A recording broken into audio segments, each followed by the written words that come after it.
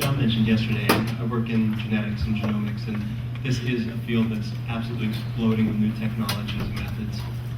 In just the last 3 or 4 years, there's probably half a dozen new sequencing technologies that have been introduced that do multiple orders of magnitude higher throughput sequencing and allow you to do different types of samples and different types of sequences, and to do literally millions of sequences in a single run of an instrument. So it's changing the way we think about doing genetics, and that's what I've been talking about a little bit today. It was initially termed next generation sequencing when these new technologies were first introduced, and now they've actually gone on to saying, well, that was just second generation. We're on to the next, the third and fourth generations. But I still call it next generation sequencing.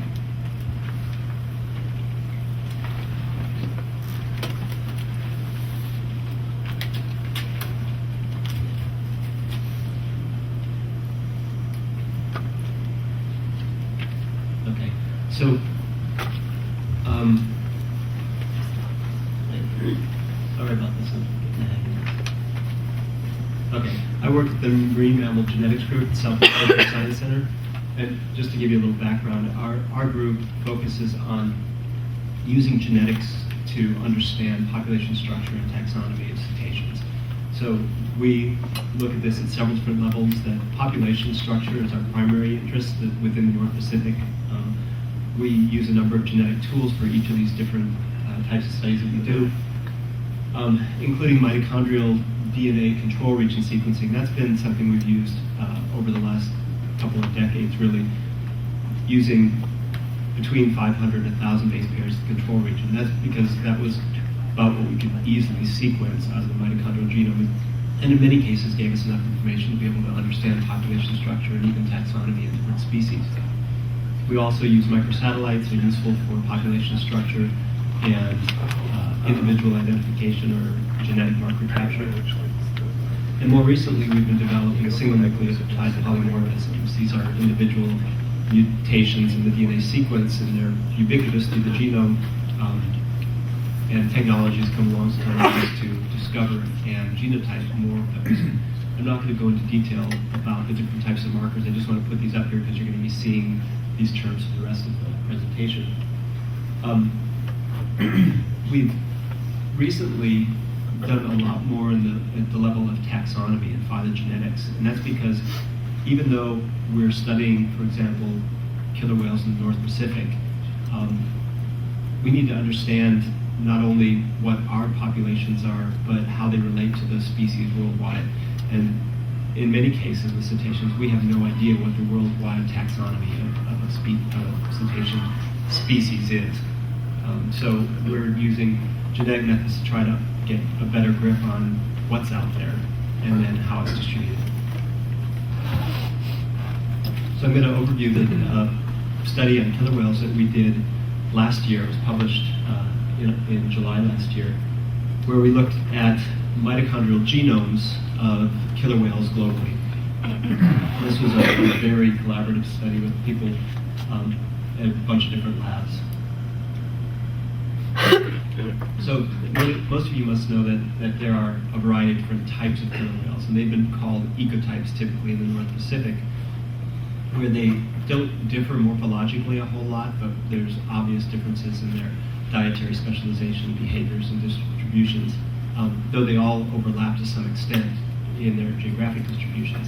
So without the ability to have lots of skeletons to measure and ways to look at the detailed morphology, it's hard to say how do you call different species when you're working with photographs and just observations in the field.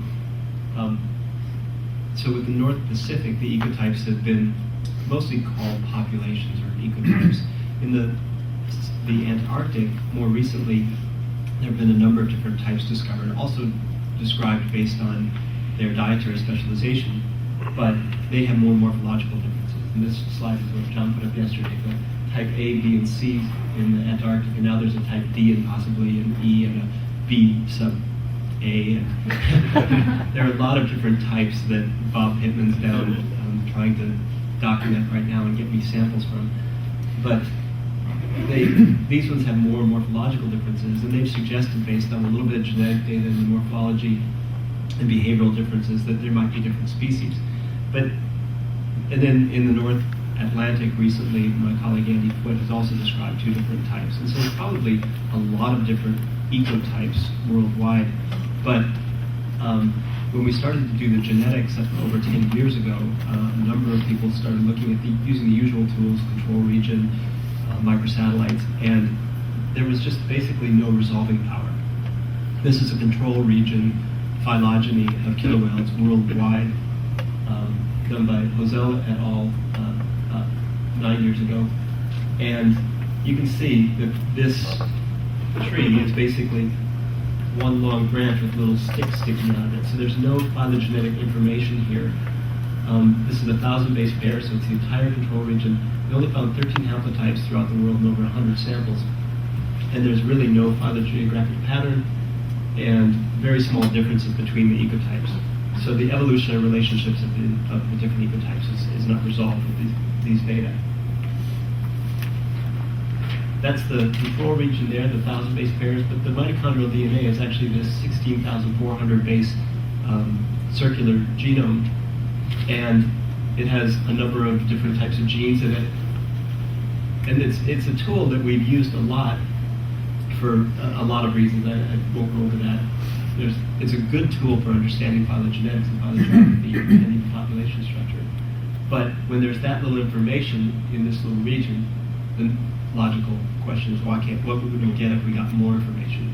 So with the ability to do next generation sequencing, we were offered the chance to sequence whole mitochondrial genomes for up to about 150 individuals through a collaboration with one of the companies that markets the technology. And so we used a long-range PCR method, which requires that you have fairly good quality DNA and PCR amplified fragments of between 5 and 10 kilobases each to cover the entire mitochondrial genome. And then we pool individuals and send them off to the company to do the sequencing. And I'm going to skip right to the results in the interest of time, but I'll get back to it and talk about this technology a little bit more in a second. The previous tree, as you remember, was a straight line with a bunch of little sticks on it for individual haplotypes. This is the tree from the mitochondrial genomes. And starting with the North Pacific, up at the top here are the residents and offshores. And they form 2 reciprocally monophyletic groups that show that they are unique, evolutionarily distinct groups, and they're most closely related to each other. But the first surprise, as John said yesterday, is that the transients are way down here in this really deep branch that actually includes all other killer whales worldwide in this cluster, and the transients down here. So that was our first surprise, and in fact, using the technology with this much sequence data, we were actually able to estimate the date of divergence with a pretty good accuracy, and that date is about 700,000 years ago, which is far earlier than had previously been estimated based on other data. The date for the residents and offshores was estimated about 175,000 years ago. And then in the Antarctic, down here we have the A's, B's, and C's. And again, the B's and C's, those are the 2 that are associated with ice and have the different morphology, the different size eye patches. The C type is a dwarf form, and they're most closely related to each other. But again, they're reciprocally monophyletic.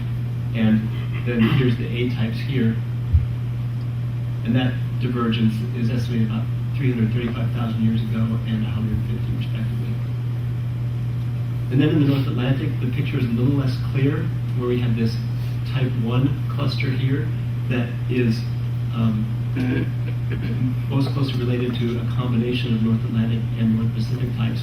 And that this cluster here, we only have a couple samples, but it's a combination of individuals from the North Atlantic. This deeper branch is one animal from Hawaii, and then there's the North Pacific residents and offshores.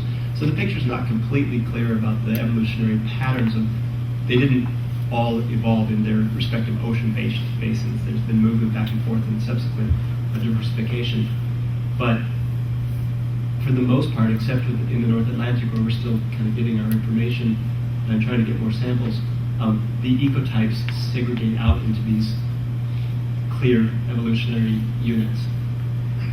I put this on there just to say that this tree, with the data that we have, the whole mitochondrial genome, is extremely robust. If you know about bootstrap values, it's kind of a percent from 0 to 100. These are basically 100. That's the posterior probability. Everything where there's a 1, all of these branches are highly supported. So this is a very robust tree. So getting back to the technology, the next generation sequencing is this highly parallel sequencing technology of small fragments of DNA, where you generate literally hundreds of millions to billions of sequences in a single instrument run.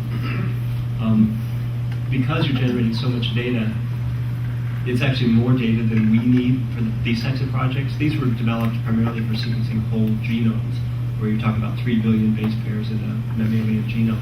But we're not interested in doing that yet for cetacean. Well, at least that's not what our lab's going to probably be doing. But we want to generate maybe thousands or tens of thousands of base pairs for each individual, and we can multiplex samples. So we can do now up to about 120 individuals in a single run of an instrument, a single lane on an instrument. And the cost per, if you compare to what we got before,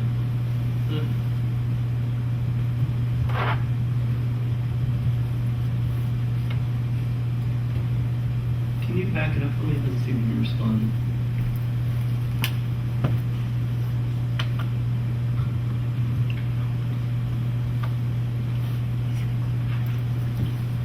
Still not responding. Anyway. Tech support's on the way. Oh, no, it's doing something. Okay. That just doesn't want to go back beyond that one. The last thing on that slide was that it used to cost us, or does cost us with Sanger sequencing, about $6 per 1,000 base pairs to generate mitochondrial control regions. With this technology, it's less than 5 cents per 1,000 base pairs. So the relative cost, and it keeps going down, it just goes down faster and faster.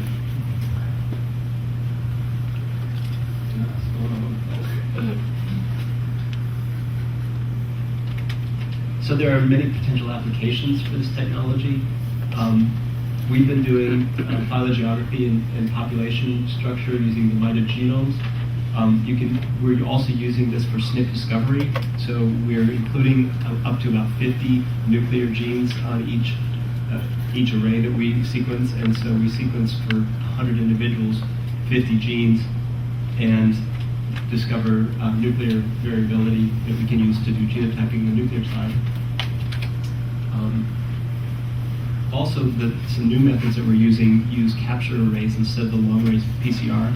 So our DNA fragments can be as small as 100 base pairs, and so that opens up the ability to do poor quality and degraded DNA, such as museum samples, even fecal samples. You can extract the DNA of the target individual, the cetacean, from the feces, and do whole mitochondrial sequencing and even nuclear gene sequencing. So it's not necessarily easy because you're still working with very poor quality and low concentration samples, but it has been done even for samples that are tens of thousands of years old, and we're mostly looking at samples that are going to be in the less than 100-year-old range, at least for the population studies that we're doing.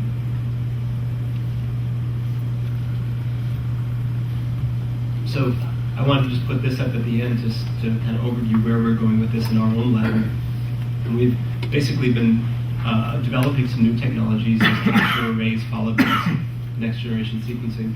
And we're applying it to additional work on killer whales. We're doing fin whales, sperm whales, blue whales, beaked whales, spinner and spotted dolphins potentially, and also working with the marine turtle group to do population structure, the SNP discovery, and green and other bacterials.